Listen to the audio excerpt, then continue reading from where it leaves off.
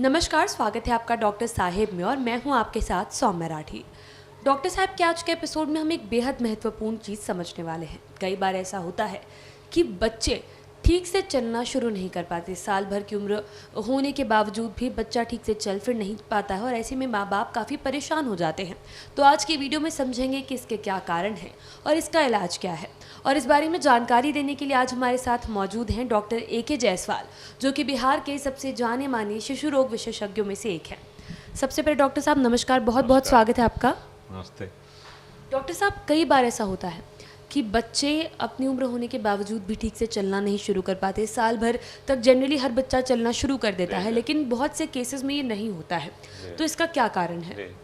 बहुत ही इम्पोर्टेंट ये प्रश्न है। एक्चुअली होता क्या है कि एक माइलस्टोन्स का एक नॉर्मल माइलस्टोन्स हम लोग बोलते हैं, जो फिजिकल माइलस्टोन जो बच्चों का है कि कितने समय में बच्चा जो है वो बैठना शुरू करेगा, कब चलना शुरू करेगा, कब स्टेयर्स पे चढ़ना, सीढ़ी पे चढ़ना शुरू करेगा, कब वो जंप करना शुरू करेगा, एकदम फिक्स्ड है, एक रेंज बना हुआ है।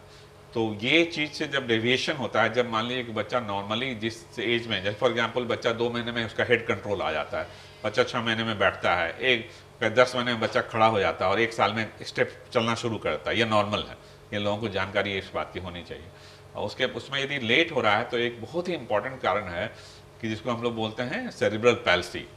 वो सेरिब्रल पैल्सी हो, ब्रेन का एक तरह का पैरालिसिस हो गया, जैसे नाम से स्पष्ट है। तो उसका एक बहुत ही इंपॉर्टेंट कारण है कि जन्म के बाद यदि बच्चा माँ के पेट से निकला और तुरंत सांस नहीं लिया, क्योंकि माँ के गर्भ में बच्चा का हार्ट जरूर चलता है, लेकिन सांस जन्म होने के तुरंत बाद होना चाहिए। और यदि तुरंत थोड़ी सी भी देर हो, मे भी कुछ 2-3 मिनट भी देर होगा और सांस की प्रक्रिया नहीं आरंभ हुआ, जिस कॉमन भाषा में बच्चा रोना शुरू नहीं किया जन्म के तुरंत बाद, तो उतने देर तक ब्रेन में चूंकि ऑक्सीजन नहीं जा पाता है, क्योंकि बच्चा सांस नहीं लिया, माँ से भी उसका कनेक्शन कट गया, अम्बिलिकल कॉर्ड से अलग हो गया बच्चा, माँ के नाभि से, बच्चे के नाभि से माँ को अलग कर दिया गया। तो फिर उस हालत में बच्चे को ग्लूकोज या बच्चे को ऑक्सीजन मिलना सब बंद हो जाता है, तो अपना उसको सांस प्रक्रिया शुरू करना होता है। ये थोड़ी सी भी देर होगी तो उसमें बहुत सारे ऑर्गन का डैमेज होता है, लेकिन सबसे इंपॉर्टेंट ब्रेन है। और ब्रेन जो डैमेज होता है वो परमानेंटली डैमेज हो जाता है। और वो डैमेज होता है तो उसमें बच्चे का जो ये जो सिस्टम है चलने का, खड़े होने का और वॉक करने का, वो सारा चीज़ बहुत लेट होगा, या कभी कभी ऐसा भी होता है कि बच्चा उठ के खड़ा ही नहीं हो पाए। तो ये बहुत इंपॉर्टेंट है, इसलिए ये जानने की ज़रूरत है कि प्रसव के समय एक अच्छी जगह प्रसव कराएं, ताकि इस तरह के परेशानी नहीं हो। दूसरा जो एक कारण है, जो कि मान लीजिए जो ब्रेन से रिलेटेड नहीं है, वो हो सकता है कि बच्चे का यदि कोई जॉइंट में प्रॉब्लम हो, जैसे जॉइंट में बच्चों में, छोटे बच्चों में भी जॉइंट का प्रॉब्लम हो सकता है, और वो जिसको हम लोग जुवेनाइल आर्थराइटिस बोलते हैं, ऐसा कोई प्रॉब्लम है, तो उस हालत में भी नहीं चलेगा बच्चा, उसको दिक्कत होगी, उसको डॉक्टर दिखाने। कभी कभी होता है एक डिसलोकेशन ऑफ हिप होता है जन्म के समय ही, उसमें बच्चा का हिप ही डिसलोकेटेड है, प्रॉपर पोजीशन में हिप जॉइंट नहीं है, तब भी उसको स्वाभाविक है कि भाई उसको दिक्कत होगी। और तीसरा एक ग्रुप है जिसमें मसल के कारण प्रॉब्लम होता है, वो एक बहुत ही इंपॉर्टेंट ग्रुप है डिजीज का, जिसको हम लोग मायोपैथीज बोलते हैं। वो सीरियस बीमारी है काफ़ी, उसका कोई इलाज भी नहीं है अभी तक। तो वो मसल्स जो है अपना फंक्शन नहीं कर रहा है, मसल वीक होगा। तो मसल्स जो मांसपेशी जो वीक होगा, जॉइंट भी ठीक है, ब्रेन भी ठीक है, और मसल्स वीक होगा, तो स्वाभाविक है कि बच्चा उस हिसाब से अपने पैर पर खड़ा नहीं हो पाएगा, चल नहीं पाएगा।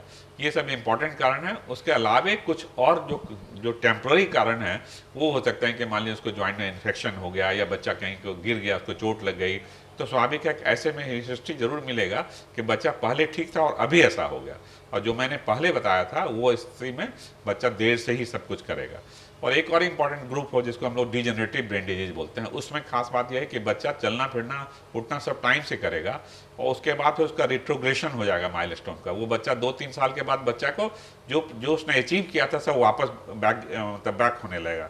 वो बच्चा खड़ा होना बंद कर देगा, चलना बंद कर देगा, फिर बैठने से भी हाथ हिलाना ही बंद कर देगा, फाइनली सारे मांसपेशी उसकी शिथिल हो जाएगी। इसको हम लोग बोलते हैं ब्रेन का डिजेनरेशन होने लगता है। वो एक बड़ा सा ग्रुप है बीमारी का जो बच्चों में मिलता है।